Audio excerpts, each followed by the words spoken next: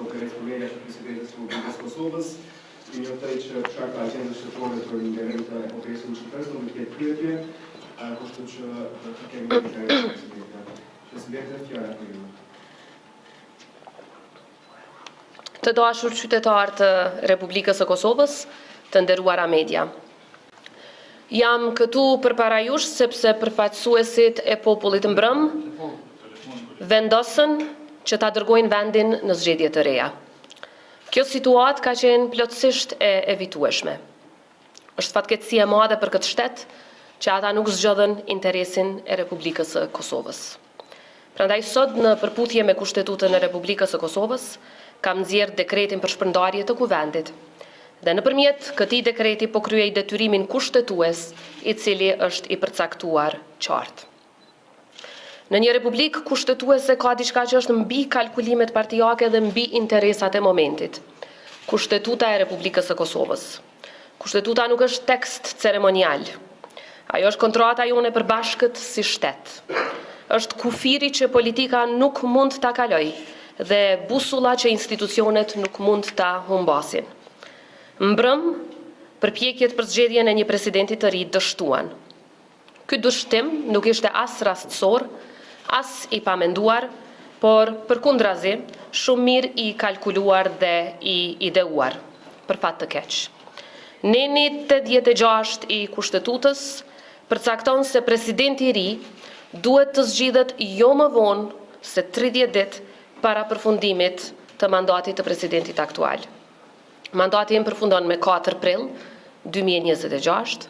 Kjo do të thotë se 5 marsi ishte afati i fundit kushtetues që kuvendi të zgjidhte presidentin e ri.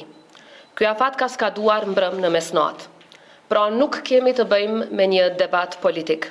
Kemi të bëjmë me një fakt të qartë kushtetues. Kuvendi i Republikës së Kosovës ka dështuar të përmbush një nga obligimet e tij themelore kushtetuese. Kushtetuta nuk është shkruar për interpretime që relativizojnë peshën e saj. Ajo është shkruar për ta garantuar funksionimin e shtetit. Funksionimin, jo zvarritjet dhe mos funksionimin, por funksionimin e shtetit. Dhe kushtetuta është po aq e qartë për pasojat që rrjedhin kur kuvendi dështon të kryejë detyrat e veta. Ajo e parashikon qartë se një kuvend që nuk arrin të zgjedh presidentin nuk mund të vazhdoj pafundësisht të zvarris procesin siç po tentohet, por përballet me një mekanizëm të qartë kushtetues që çon në shpërndarjen e tij. Për më tepër neni 82 dhe 86 i Kushtetutës duhet të lexohen së bashku. Edhe vetë gjykata kushtetuese ka theksuar se normat kushtetuese interpretohen në ndërlidhje me njëra tjetrën e jo të izoluara. Çfarë do të thotë kjo në praktik? Do të thotë se procedura për zgjedhjen e presidentit, edhe pse mund të fillojë deri 60 ditë para afatit të fundit, nuk mund të shtyhet më tej, por patjetër duhet të përfundojë jo më vonë se 30 ditë para përfundimit të mandatit aktual. Pra afati përfundimtar është i qartë, ka qenë mbrëm në mesnatë dhe presidenti nuk mund të zgjedhet pas këtij momenti. Deputetët e kuvendit kanë pasur në dispozicion 23 ditë për të kryer këtë detyrë kushtetuese nga momenti i konstituimit të tij. Ata vendosën që mos ta bëjnë këtë. Dhe ky është realiteti institucional me të cilin përballemi sot. Fakti që kuvendi ka zgjedhur të mos i shfrytëzojë ditët që i kishte në dispozicion nuk e ndryshon kushtetutën tonë. Nuk e shtyn afatin, e mbi të gjitha nuk e zhbën detyrimin tim të qartë kushtetues që ta shpërndaj këtë kuvend i cili dështoj. Kushtetuta nuk funksionon me logjikën e komoditetit politik. Ajo funksionon me logjikën e përgjegjësisë institucionale. Dhe asnjë kërkesë për masë të përkohshme në gjykatën kushtetuese nuk e pezullon automatikisht rrjedhjen e afatit kushtetues. Vetëm një vendim i gjykatës do të mund ta bënte një gjë të tillë. Dhe një vendim i gjykatës nuk ekziston deri në këto momente. Prandaj sot nuk kemi një situatë të hapur interpretimi. Kemi një situatë ku afati kushtetues tashmë ka përfunduar. Në këto rrethana gjuha e Kushtetutës është e detyrueshme. Neni 82 nuk thot se presidenti mund të zgjedhet deri 30 ditë para afatit. Thot duhet duhet të zgjedhet 30 ditë para përfundimit të mandatit të presidentit aktual. Pra kjo nuk është një kompetencë diskrecionale, është një detyrim kushtetues. Dhe për këtë arsye, në përputhje me nenin 82 dhe nenin 86 të Kushtetutës së Republikës së Kosovës, kam vendosur ta shpërndaj Kuvendin e Republikës së Kosovës dhe të shpall zgjedhjet e reja pas konsultimeve të cilat do t'i mbajmë me partitë politike. Natyrisht që qytetarët nuk kanë dashur zgjedhje, këtë situatë e ka krijuar dështimi i Kuvendit për ta kryer detyrën e tyre kushtetuese. Askush nuk do duhej të dëshironte një cikël tjetër politik, sidomos në këtë moment kur vendi ka nevojë për stabilitet. Por këtu e sollën vendin njerëz të papërgjegjshëm e me qëllime të rrezikshme. Alternativa, pra, zvarritjet, do të krijonin situata shumë më të rrezikshme. Një vend pa qartësi kushtetuese, një proces i zvarritur pafund, siç e kemi parë edhe në tërësi vitin 2025, dhe një shtet që fillon ta relativizoj edhe vetë kushtetutën e tij. Në kohë pasigurisht të mëdha në rajon dhe në botë, Kosova nuk mund të përballoj luksin e zvarritjeve të pafunda dhe të legitimitetit të kontestuar. Sepse një shtet nuk dobësohet vetëm nga krizat e jashtme, shpesh dobësohet nga momentet kur institucionet e tij abuzohen për kalkulime të ulta e në kundërshtim me kushtetutën. Shteti mbahet në këmbë nga një parim i vetëm, ligji e kushtetuta mbi të gjithë. Edhe mbi politikën, edhe mbi krerët e institucioneve.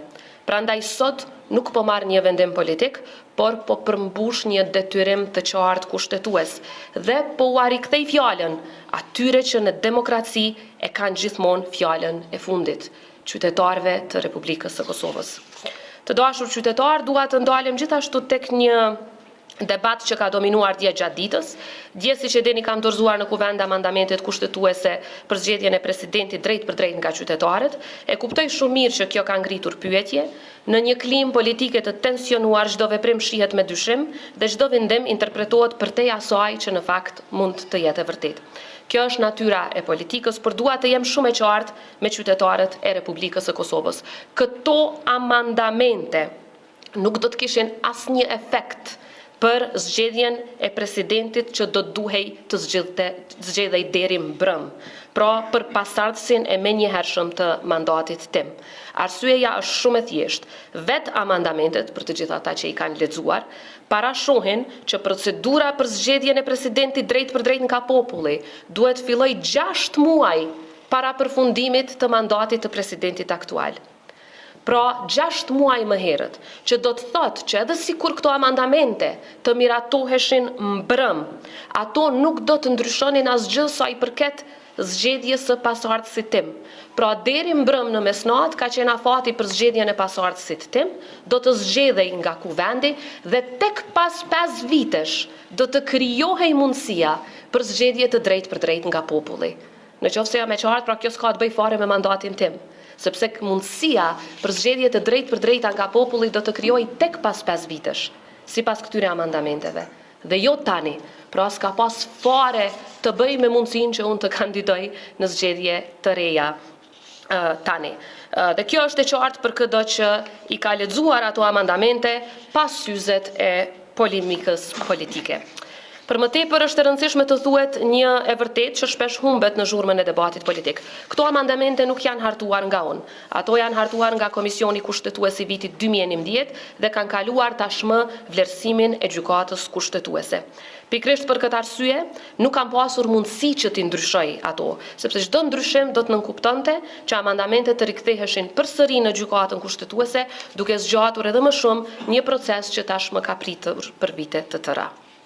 Të nderuar qytetar, po kthehem sërish te çështja e shpërndarjes së Kuvendit. Arsyeja pse jemi sot këtu nuk është fare dekreti im, sepse dekreti është thjesht një formalitet që vjen pas një fakti tashmë të mirëqen. Fakti është ky. Në mesnatë është mbyllur përfundimisht çdo mundësi kushtetuese për zgjedhjen e presidentit të ri. Kjo nuk është çështje interpretimi, është çështje afatesh kushtetuese dhe këto afate tashmë kanë kaluar. Kjo do të thotë se edhe nëse procesi do të vazhdonte tutje, edhe nëse do të pritej, rezultati kushtetues nuk do të ndryshonte. Ne tashmë kemi hyrë në një territor shumë të qartë juridik. Prandaj pyetja që duhet bërë nuk është nëse do të ketë zgjedhje. Pyetja e vetme është sa do të kenë sukses disa që t'i zvarrisin ato. Pra pyetja e vetme është kur është data e zgjedhjeve. Qytetarët nuk kanë nevojë për vonesa të reja, kanë nevojë që të dëgjohet qartë zëri i tyre. Ata kanë nevojë po ashtu për qartësi, kanë nevojë për institucione që funksionojnë e jo që janë në funksion të zvarritjes, kanë nevojë për një politik që nuk friksohet nga përgjegjësia. Jam plotësisht e vetëdijshme dhe e gatshme që ky dekret mund të kontestohet në gjykatën kushtetuese dhe dua ta them hapur. Kur nuk kam qenë më krenare se sa me këtë vendim. Jam shumë më e qetë të përballem me një kontestim për veprim në mbrojtje të kushtetutës, se sa për mos veprim kur rrezikohen themelet e saj. Sepse në fund të fundit, në një republikë kushtetuese, përgjegjësia më e madhe nuk është të jesh i pëlqyer nga politika e ditës. Përgjegjësia më e madhe është të qëndrosh në anën e kushtetues dhe në anën e interesit të Republikës.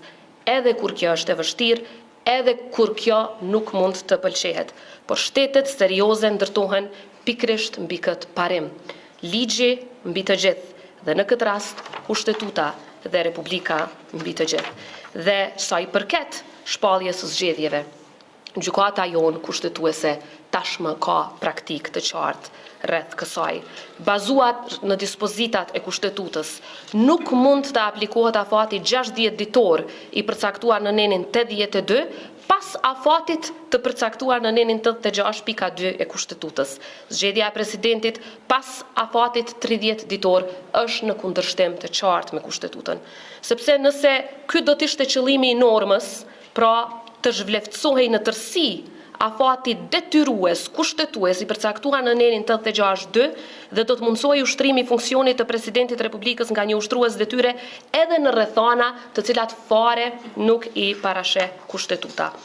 Por siç e thash, ka praktik të qartë të gjykatës kushtetuese, të cilat e kanë qartësuar edhe më tej obligimin tim për ta shpërndarë kuvendin në këtë rast. Aktgjykimi 72/20 trajton në detaje kompetencën e presidentit edhe në rrethana në të cilat i njëjti ka për detyrë ose diskrecion shpërndarjen e kuvendit. Rrethanat e rastit specifik ndërlidhen me interpretimin e nenit 82.2 të kushtetues, pra shpërndarjen e kuvendit pas votimit suksesshëm të mosbesimit të qeverisë, por megjithatë, aktgjykimi trajton edhe rrethanat e tjera. Dhe në paragrafet 384 deri 386 thekson se kushtetuta parasheh që nëse kuvendi nuk arrin të kryej detyrime të rëndësishme kushtetuese për të zgjedhur presidentin e Republikës, atëherë kuvendi duhet të shpërndahet me qëllim të krijimit të një kuvendi të ri që do të mund të kryej këto detyra të rëndësishme kushtetuese pas zgjedhjeve të reja të parakoshme. Pra jo vetëm kushtetuta, por edhe gjykata kushtetuese në praktikën e mëhershme ka qenë jashtëzakonisht e qartë rreth kësaj. Ka edhe aktgjykime të tjera të cilat e mbështesin këtë. Për dallim, natyrisht se rrethanat e afateve kushtetuese për zgjedhjen e presidentit janë edhe më të qarta se sa ato për zgjedhjen e qeverisë, dhe siç e përmenda më herët, këto tashmë kanë kristalizuar detyrimin tim kushtetues për të shpërndarë kuvendin. Në fund, rasti i dërguar në gjykatën kushtetuese nga lëvizja vetëvendosje nuk paraqet pengesë për nxjerrjen e dekretit për shpërndarjen e kuvendit, për aq sa gjykata nuk ka vendosur për masë pezulluese dhe siç e thash deri në këto momente nuk ka një masë të tillë nga ana e gjykatës. Po ashtu ekziston një praktik e cila nuk e pengon shpërndarjen e kuvendit edhe në rast të shqyrtimit të kërkesave të palës që ndërlidhen pikërisht me konstituimin e kuvendit. Pra ne kemi pasur qysh vitin e kaluar raste kur palë nga kuvendi kontestonin faktin se është konstituar kuvendi, por ne kemi vazhduar me shpërndarje të kuvendit, me shpallje të zgjedhjeve, me organizim të zgjedhjeve të reja dhe të gjitha kanë përfunduar. Pra, kjo është aspekti kushtetues, siç e thash edhe më herët, arsyeja pse sot jam detyruar që ta shpërndaj kuvendin, po e përsëris detyruar që ta shpërndaj kuvendin, është sepse përfaqësuesit e popullit mbrëm vendosën që ta dërgojnë vendin në zgjedhje të reja. Në fund, i bëj thirrje gjykatës kushtetuese që ta trajtoj çdo çështje që ka të bëj me që mund të paraqitet edhe në të ardhmen rreth kësaj teme me urgjencë, duke e ditur se sa të rëndësishme janë qartësitë kushtetuese, duke mos lejuar asesi që qëllimet për zvarritje të dominojnë mbi interesin e Republikës së Kosovës dhe në asnjë moment mos lejojnë asnjë presion i cili do të mund ta ndryshonte interpretimin vetëm në përputhje me Kushtetutën e Republikës së Kosovës. Si presidente e Republikës së Kosovës në asnjë moment, sikurse edhe në të kaluarën, as nuk kam ndërhyrë, as nuk do të ndërhyj dhe do të mbroj çdo institucion të pavarur nga ndërhyrje që mund të tentohen për të ndryshuar një vendim që interpreton Kushtetutën e Republikës së Kosovës. Pra, siç e thash, edhe nëse dikush e dërgon këtë dekret në gjykatën kushtetuese, unë do të përballem qartë në mbrojtje të këtij akti, në mbrojtje të këtij dekreti, i cili është detyrim.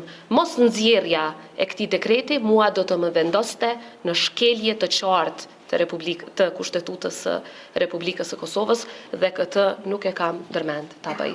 Ju falenderit, ju lut për mirëkuptim, meqense po natyrisht, me njëherë sot do të ftohen liderët e partive për datën e zgjedhjes, sepse siç e dini është obligim që të konsultohen paraprakisht dhe është pasojë e nevojshme me njëherë pas shpërndarjes kuvendit që të shpallen edhe zgjedhjet e reja, por paraprakisht duhet një konsultim formal me partitë politike dhe me njëherë pas kësaj do të caktohet data. Unë do të kem mundësi t'ju përgjigjem të gjitha pyetjeve edhe pas dite. Pra ju lut për mirëkuptim që për çdo çështje tjetër, përfshi edhe për këto që sapo i thash, të ulemi edhe një herë dhe të diskutojmë më gjatë, ku do të kem mundësi edhe t'ju përgjigjem interesimit tuaj, por meqense jemi duke u nisur për prekaz, shpresoj për mirëkuptim për momentin. Ju faleminderit shumë. Faleminderit shumë, Presidente,